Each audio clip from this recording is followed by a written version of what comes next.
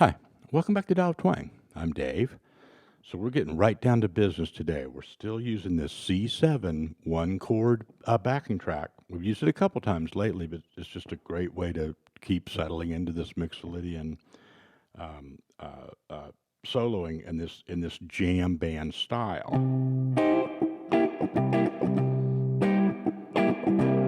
Okay, so there's been a couple videos recently and a lot on the channel over the last year and a half that deal with this style. So if you're here for the first time and you like this, what you see today, most of the videos will stand on their own. Sometimes they're paired with, two adjacent ones that kind of cover the same thing or use the same backing track. But I try to really, be mindful of making them all make sense on their own. So hang out, check this out. If you're feeling it, you like what you see, look up some of the other ones. And there's a jam style playlist on the channel as well. We're going to jump right in here. We're using C Mixolydian over this C7 one chord jam. And I'm doing it in two areas basically. The first one is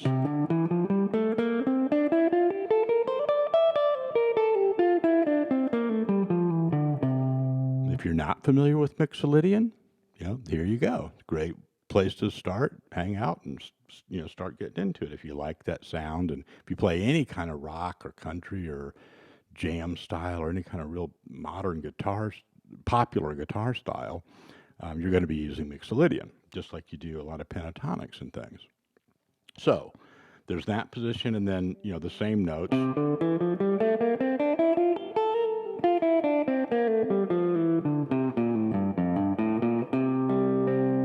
Down here. Now I slipped in and out of that position a little bit.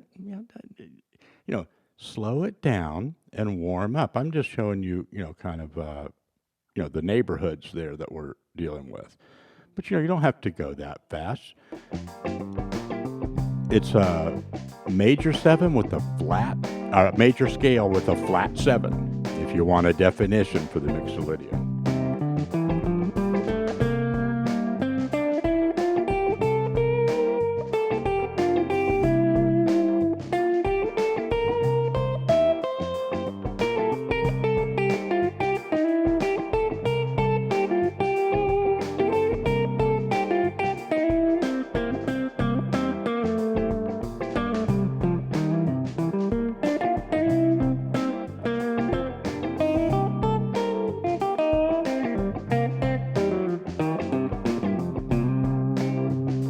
It's a really fun mode, and I'm just warming up, and you're just warming up, right? Just take that. There's a backing track, a portion of this track at the end of this lesson. You can just jump back there anytime you want, and just practice what you're working on throughout this process. That's what I do. A lot of the channels and lessons and things that I've looked at in the past, they don't always have a backing track that you can use, or they do maybe in their, membership area or something. But, so a lot of times I'll get a little ways into a video and be like, hey, man, I'm good. I just want to practice this one thing that I just picked up. And then I'll just find a backing track, that's in that same vein or that same key or something, or same progression, But one thing that I like to do on Dial of Twang, and people have told me is very helpful, is always have a backing track, so that, you don't have to just kind of try to cram it in with what in real time during the lesson. You say, hey, all right, I'm going to stop it, jump back there on that track, work out on that part of it, and then go back and watch some more of the video. Anyway, just ideas there. But that's why I always include a backing track. So here's a few warm up with the scale. And here's a few notions and ideas here. I'm just going to jump right in here. Now, some of this is going to look like more like minor pentatonic or like the blues scale, but I'm going to show you the difference.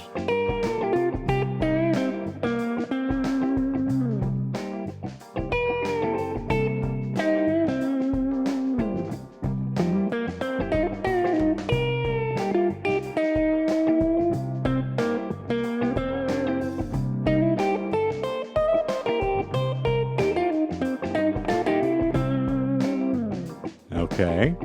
Now, you don't have to copy that note for note, but here's what's going on. Yes, it looks like minor pentatonic or the blues scale right here.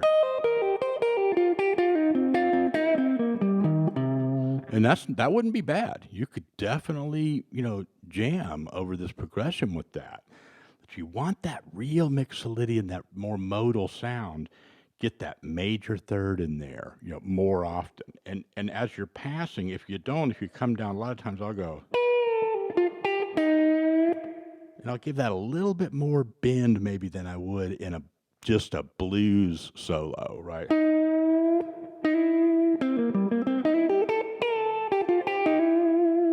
But, mixing that all around, some of these notes aren't on a fret. They're not on the guitar. See, all the spaces in between when you bend like that, they're not a note on the piano or just strictly on an instrument. And one of the beautiful things about electric guitar right there is you're playing all sorts of stuff that doesn't exist on the instrument as a fretted note. Does that make sense? So pick a little area, a little neighborhood, and really experiment.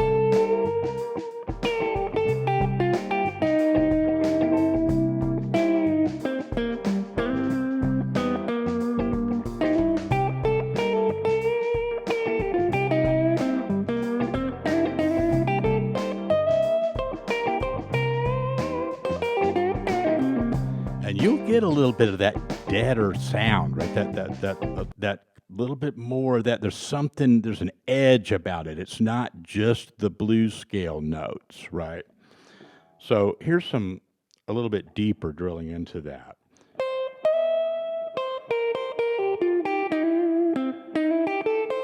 The pickups or the grace notes sliding into things.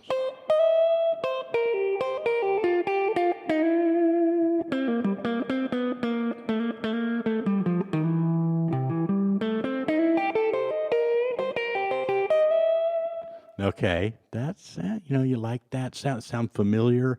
It's just an embellishment, right? Once you get used to this, you're just kind of doing it automatically. It's not something you always have to be thinking about. But going into the third, that one fret difference, that grace note, or sometimes it's a bend. If it's a,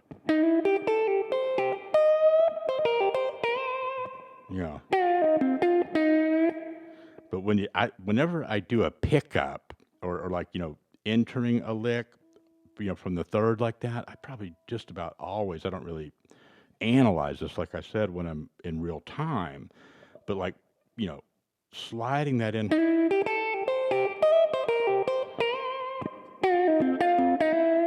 Or hammer. So let me slow that down. So that's just taking some real, kind of up and down the scale stuff, but stylizing it with some pretty simple concepts, and the mechanics aren't that elaborate.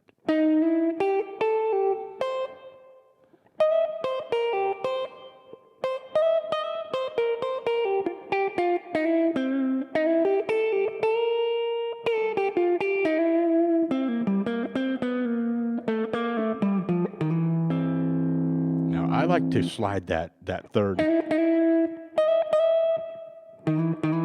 even down low like that. See that? A lot of times I'll go, some of you may have noticed it, a lot of times I'll play the root right after that, just to get that chord kind of, let it ring out a little bit like that, like this.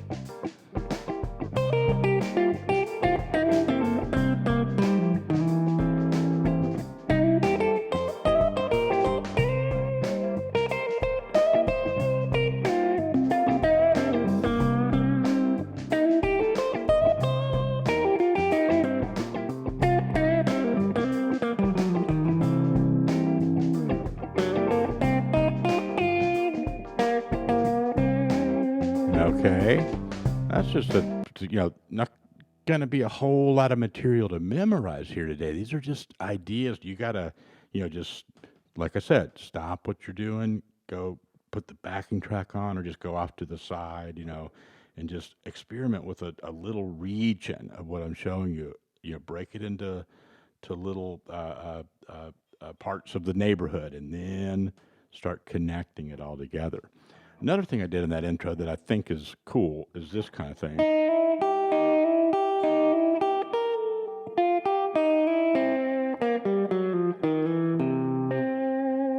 Now, some of that is the same thing.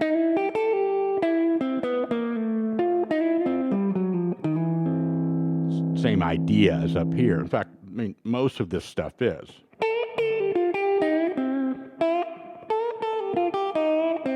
Sorry, I jumped down there and started on the wrong string, but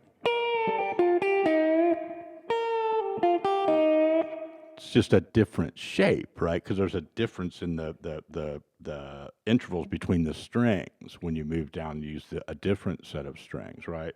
This is a really cool little position. So you're in this part of the shape of the Mixolydian.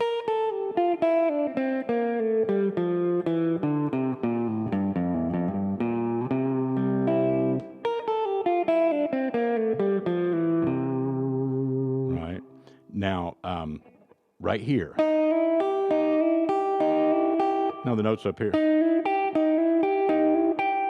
Somehow it has a different flavor, though, when you do it down here. And it sets you up. I like to put it in this context a lot.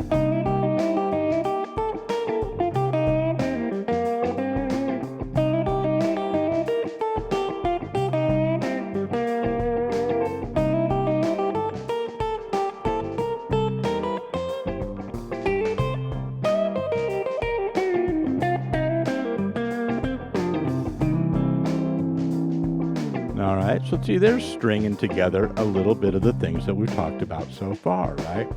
We're not going to add that much more, in terms of material here, because the important part of this is to get a few things like that going, and then, be able to integrate it, use it at times, and then go back to your other sort of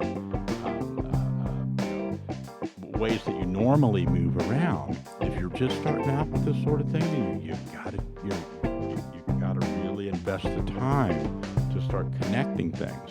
But don't think of it or worry about it so much in terms of like this lick and then that lick, right? Just you're kind of tooling around, and then when you get in a familiar area, it's like you already got that stuff under your fingers. So a practice routine would be to just be real repetitive with it at first.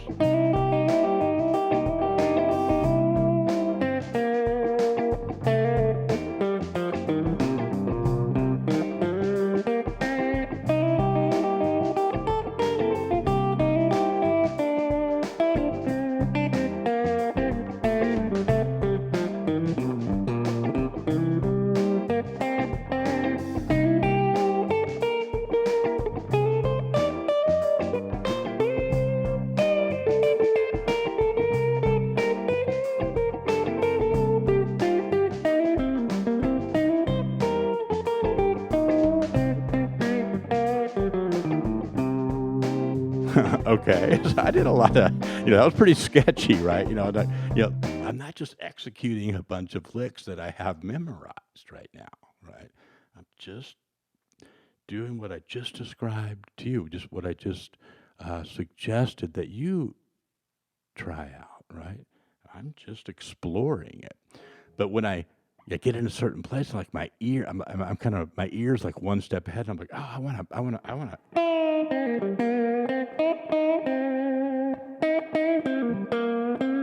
You start getting to where you can respond to the things that you want to do.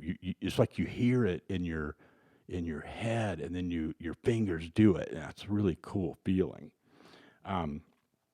There's one other thing I'll show you here real quick that I like to do. It's that right there. It's like a little run. I always do it going down. I guess you could try to invert it. You could experiment with that. It's like an end of phrase kind of trailing off type of effect.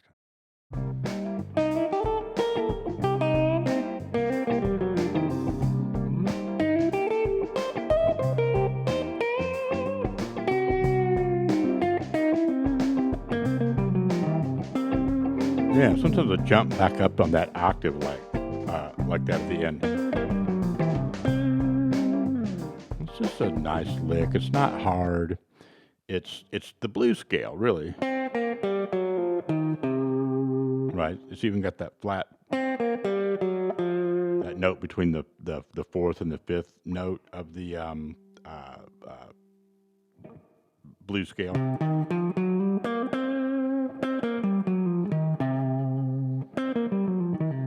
So just practice that, just make that, put the track on or just off to the side and just make that like a phrase instead of where you have to think about each note, right? Just.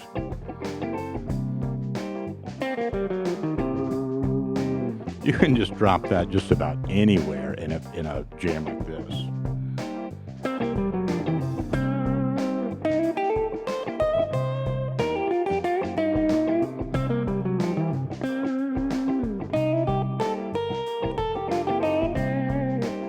Okay, so I'm gonna just leave that on.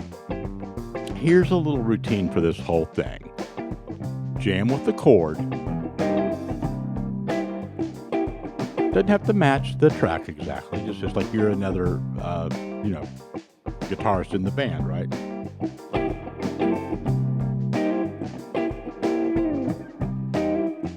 You can get that Mixolydian going. Just do it slow if you want.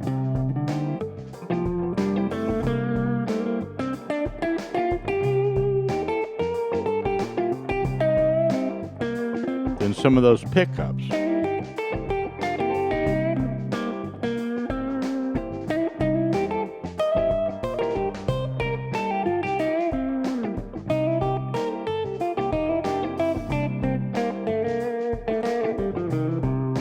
Some of these kind of chromatic walks.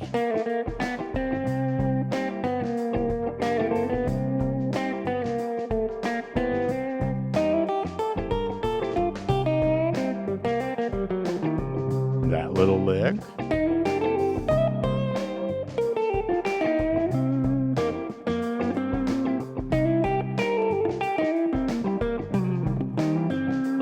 Remember that one?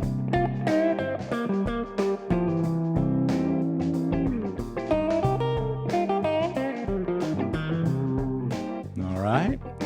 Not trying to run away with it, just showing you, my aim here is to show you a version of practicing that is congruent with what I'm describing to you, right? Because sometimes you might say, hey, just show me exactly what to play. Well, I'm not showing you exactly what to play. So I'm showing you where to look for it. And, if it seems like it's, you can't pick out each note with your eyes and so forth, you get frustrated with, try to kind of set that stuff aside and go at your own speed and just kind of zone out with the groove and just, do your own thing with it using those concepts. I think you'll be pleased if you really, immerse yourself and trust that process. Let me know how it goes. Look forward to hearing from you. Talk to you next time.